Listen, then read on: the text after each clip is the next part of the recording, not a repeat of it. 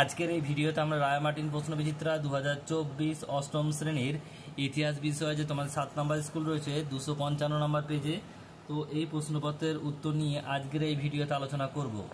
একের দাগের প্রশ্ন, সঠিক উত্তরটি বেছে নিয়ে লেখো। একের দাগের চিরস্থায়ী বন্দোবস্ত চালু হয়, অপশান নাম্বার সি 1793 খ্রিস্টাব্দে। নেক্সট প্রশ্ন, ভারতের রেলপথ চালু হয় লর্ড ডালহৌসির আমলে, অপশান নাম্বার বি। সমাচার দর্পণ প্রকাশিত হয়, অপশান নাম্বার সি 1818 খ্রিস্টাব্দে। উল গুলান শব্দের অর্থ বিদ্রোহ, অপশান নাম্বার সি। বলছে মরলেমেন্টো সংস্কার আইন পাস হয়, এটা হবে অপশান নাম্বার বি, আর 1909 খ্রিস্টাব্দে।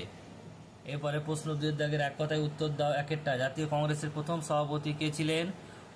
উমেশচন্দ্র বন্দ্যোপাধ্যায়। নেক্সট প্রশ্ন বলছে ঢাকা অনুশীলন সমিতি কে গড়ে তোলেন? পুলিন বিহারী দাস। নেক্সট প্রশ্ন, নব্যবঙ্গ নামে কারা পরিচিত? ডিরোজিওর অনুগামীরা। পরেরটা বলছে দেখে নাও, স্বামী বিবেকানন্দ কবে শিকাগো ধর্ম সম্মেলন যোগ দেন? 1893 খ্রিস্টাব্দে। নেক্সট প্রশ্ন বলছে ঔপনিবেশিক ভারতের প্রথম পাটকল কোথায় চালু হয়? হুগলি রিসরাতে।